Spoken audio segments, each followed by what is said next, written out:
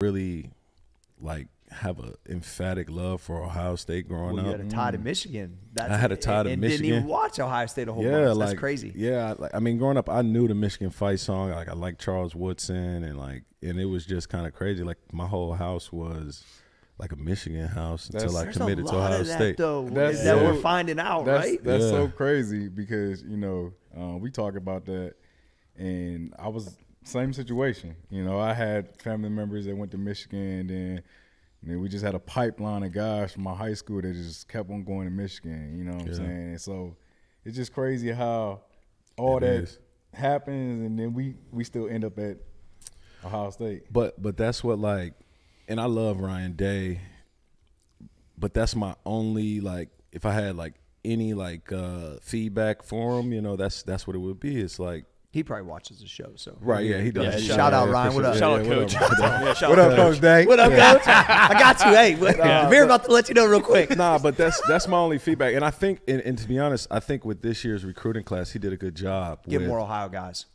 And that's an issue because it's like you can play the 5-star Alabama, All-American game all you want, but like Boom said, like I said, like it hits home, that Michigan game. Like, I got to go see those people at Thanksgiving. You know what I mean? Like, I played against high school against guys from Dayton that played at Michigan, like Rory Roundtree and Brandon Graham, people like that. And I'm sorry, not Brandon Graham, Brandon Moore and Mike Shaw, and being able to like when I go home, I got to see these dudes. You know what I mean? So it's like that's the first thing they say, too. You know what I mean? It means something to fucking be Michigan. You know what I'm saying? Like, you don't want to. Like, you want those bragging rights. And so I think when you recruit national guys, those guys, after Michigan, they're going to Seattle. They don't got to see They're going to California. They're going to Texas. They're going to Florida. Spoke on that. I kind of spoke on that. I'm like, you think about C.J. Stroud's situation. He's from California. You know what I'm saying? He's going back to California. He don't got to walk around with that. You know what I'm saying? He ain't at the convenience store. Yeah, so they're like, yo, y'all lost to Michigan. Right. Yeah. Like, come on, bro. You ain't never beat them. You know what I'm saying? It's different. So it's that's real. What it hit home, man. It hit home. So for me, growing up in that environment, like I've always loved football. Cincy high school football, I think it's up there in Ohio. I think some of the best football in Ohio is Northeast Ohio and Southwest Ohio for sure. Like, nothing against Toledo, Columbus area, but just look at the guys in the those history. High school teams. Definitely. Like, if you think about when we was coming up, you never really. Like I said, no knock on the Columbus area or whatnot, but you never really heard of any really popular schools in Columbus. At the time, it was you had all the schools, like you said, Northeast Ohio, and then you had Cincinnati. Cincinnati, like when I was coming up, we didn't play them, but like my brother and Reese and all them, they was playing like Cincinnati Moeller, Cincinnati Elder, like those was like powerhouses. Powerhouses, that was our but league. Even like I was telling somebody like Saint X, like we didn't really hear about them when I was a high schooler or younger, but now they're like more they popping now. You know what I'm I think all the way up to, and I mean you guys can check the stats. I don't know who's the stat checker here, but I think up until Pickerington won that state championship in football, only state champs have come from Northeast Ohio and Southwest Ohio. Yeah, and I'm almost like positive on that. So I mean, like, the stats back up what we're saying. Danny, was you on that team? Yeah. Pickerington that won it? No, I was just past it. Okay. Got it. Yeah. So. Yeah. Well, let me get to the next question, man. I mean, obviously you pick Ohio State, but obviously you were All-American coming out of high school, highly rated. You know what I'm saying? Top of the top. Kind of just take us through your recruiting process. Like, was it always Ohio State? Did you almost commit somewhere else, or did you commit somewhere else? You know what I'm saying? Like, kind of talk us through that. Oh man, it's kind of crazy. People don't believe me, but I didn't play varsity till my junior year. What? I didn't play varsity. I didn't play varsity football until my junior year. So coming into high school, I was a quarterback, and like they moved me from quarterback to wide receiver. So I was pissed. I was like, halfway through freshman football, I quit. So I was on the freshman team. I quit because I was like, I'm a hooper. You know what I mean? Like, whatever, like, I'm hooping. And so they got me to come back out. A guy named Brian Hyadorn, I'm still close with him today. He still teaches at LaSalle. I credit him a lot for, really just pouring into me at a young age and really like showing me my true potential. But me and him had a conversation, and he was just like, listen, like, you don't want to ever just quit something you start. So we didn't. So I finished that year.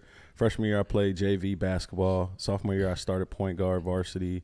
So I'm thinking, this is what I'm doing. Yeah. I ran track a little bit sophomore year. So, like, all the other sports, I played varsity before. And then, like, my sophomore year football, coach was like, we're going to need some receivers. I really didn't work hard that summer. I really didn't get better at all. Like, I still was dropping the ball. And I remember, like every Friday night, like, I'm watching. Like, we were 8-2, and I'm watching these games. And I'm like, fuck, I can make a difference, But I didn't have a good training camp or anything like that. I wasn't going to weightlifting. I was playing basketball. So that summer after sophomore year, I had a hernia, and I got hernia surgery. And then like I went on the AAU basketball circuit, and it like immediately reflected. And like understand, like I was playing sports with no core activation because like I'm like protecting this hernia. And so it was inguinal. And so, like, once I got that hernia surgery, like, probably, like, 3 weeks after the surgery, I walked in the gym. I really wasn't supposed to be in there.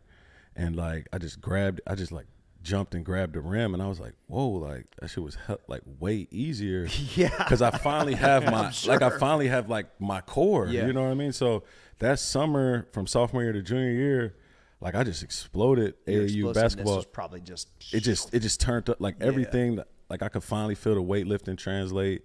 And so that summer, like, man, I grabbed, like, basketball offers from, like, Akron, Oakland University in Detroit, Clemson, South Carolina. And so I was like, yo, like, this is great. Like, I mean, basketball offers came first. And then that junior year, like, we had a guy, Ben Martin. He played at Tennessee. He was in Boom's class. He's, like, one of the better, football players. So all these colleges are coming to see him. But, like, I just, I'm finally on varsity. I'm exploding, I returning kicks, you just felt different, didn't you? I just felt different on the field, like it was my first time translating. So 9 games later, Ohio State knocking at the door, in December, and I'm like, hey, it's kind of crazy when Tressel shows up and it's like, and so, but after my junior year, before that, crazy story, like nobody knew about me. And so even though I was all state, like it was just like who is this guy? You know what I mean? Like, and so my brother, he was in film school. Like I mentioned, he had a friend that was, he had a studio downtown. I grabbed all my DVDs. DVDs. I went, I had all the games. I went to the studio. We cut everything up. We put some music over it. I'm sitting there putting like, oh, I want this highlight, that highlight.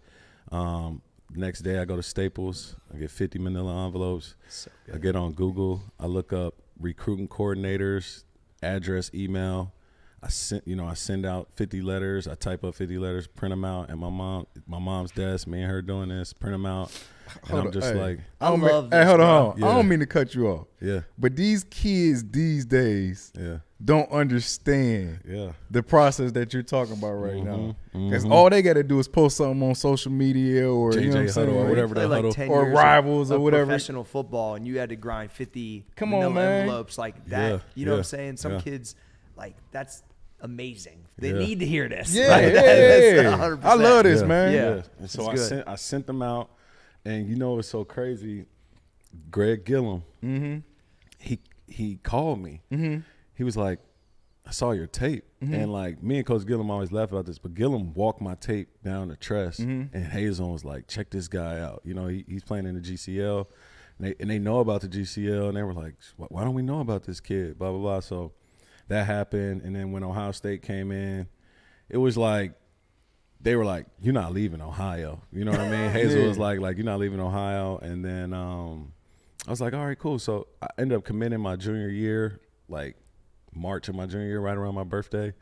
And then, but I still had this I was still bothered by like the rivals and scout rankings that I wasn't considered one of the guys. So like I wanted to go to those camps, those Nike camps and all that. And so Hazel was like, why are you going to these camps? You're already committed. He didn't want me to go He didn't want anybody else to see. He didn't want anybody else to see me. Yeah. But I'm like, nah, coach. Like, he's like, don't worry about the rankings. I was like, all right. So I went to, I drove to New Jersey with my mom. We went to the Nike camp, and like the McCourty brothers were there. Like they were like there being like camp hosts because they were still at Rutgers, and Corey like, I'm about to kill these dudes. Well, plus you want to see how you match up. Yeah, like, you're seeing these dudes like, what do I really look like against these cats? Kill these dudes. So I just went out there. I just would go to camps just for the ones. Yep. Like just to get ranked higher. And you want to be known. Yeah. I want to be known. Yeah. And another thing, would you tell kids out there that's watching this now, like, take your visits? I would say take your visits because I didn't take my visits, and but I committed junior year. I did the same thing. But I would, if I could do something different, I would have took my visits, but still went to Ohio State. Yeah, just for sure. Just because experience, man. Experience. You got to have that experience. And Yeah. a lot of coaches, a lot of teams, like once you commit, they don't want you taking visits. They don't want you, you know what I'm saying, going to see other colleges Just and like stuff like Beanie, that. he's sitting in Malibu thinking, I'm about to come to USC. Right. His mom's like, get your ass home. Get home. And I mean, I can understand it because, with everything that's going on now, I mean, you got NIL stuff going on. And it's like, a lot of kids come from backgrounds where most kids ain't got a lot. You start putting all this stuff in front of their face, you know what I'm saying? Coming It's out like, the trailer, you could have swayed me real easy. yeah, boy. maybe If should NIL was different, should I go to, you know what I'm saying, whatever other Yeah. school, so that's And that's my story, man. And I committed, and like, shoot, boom, no, I was. Talk about the meeting with Tress at your house. At my when house? he comes to see you and your mom. It's hard when the sweater vests come in, when the sweater vests come in, yo. I think I brought this up last week, but it's just like You wear a sweater vest? I think so, yeah. He probably has like 10 of them that's all the same color. Yeah, like, it's something about Tress, bro. Like, we know Tress, like, and we know he cool and everything, but it's something about even right now. Yeah. If Tress comes around, I get nervous. yeah, me too. Because he's about it, that's why. Because it's like We I gotta get have one. uncomfortable. Like, which is, I know everything is good, you know what I'm saying? But it's like, Tress You know really why? has Because you that. got to have everything buttoned up with him. That's the thing. 'Cause I felt like that around him too. He has a gift, like he has a gift where like he's a special human. Like For sure. Don't get me wrong, like X's and O's, football, and recruiting, but like I think his gift in It's life, the off the field stuff, man. yeah, Like, it's his discernment and like his empathy for people. Like he can like get to know you so well, and then like his number one thing, he doesn't forget nothing. about, but it's about people. Like Yeah. it's like he understands people, and he never forgets details about people. And even on the cruise last week, I'm sitting next to Tress, and Ellen whispers something like, "Hey Tress, like remember this name, blah blah blah," and he was like, "Got you." And I'm like, and I like whispered to Ellen, I was like, "You probably do that all the time. Just tell him to remember." She was like, he has a lockbox up there when it comes to just people. Like he would come, like you would come in, boom, he would be like, "How's David? And how's your sister? And how's Pastor Herron's church? He starts at 11:30 every Sunday, right? Like, you know what I mean? Like he's like, he remembers that's stuff how like you tell that. people you care, bro. Oh, Yeah. man. I try to For get sure. better at that because that attention to detail is so impressive because he's really present when you're around him. Yes. That's why he's so good at that. Yeah. That's the thing I picked up on early when I was around him when I was with Reese a bunch. You picked up that he's there. Yeah. He's not distracted at No, all. he's locked in. And so as a coach, that had to be amazing for you Yeah. guys. Yeah. Like But that was crazy. When you with him, it's like all attention. Like, even if your phone ring or anything, you ain't answering. thinking about none of that because you so locked in. Because Yeah. it's like you don't want to miss something. You know what I'm saying? He's really like greatness. You know what I'm saying? Like, yeah. definitely that guy. Shout out to Coach Tress. Yeah, for sure. And when he came in, he complimented my mom's chicken and fried chicken. And then it was like, Grandma was like, "All right, I like this guy." That's all he had to do. But man, he was just.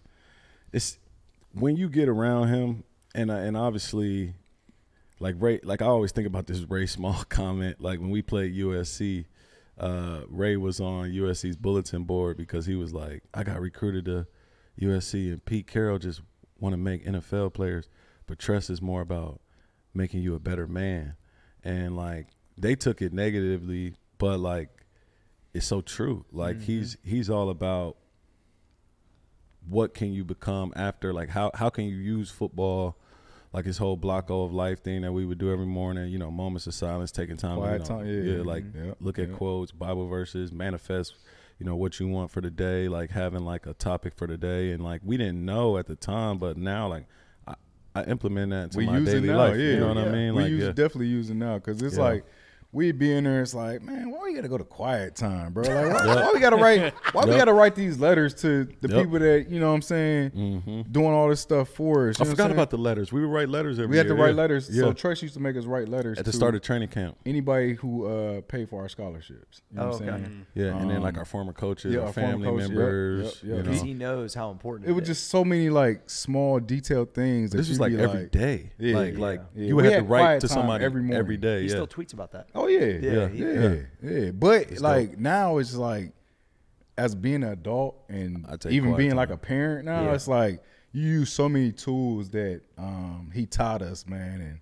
that's why that's my guy, man. You almost feel like y'all don't want to let him down.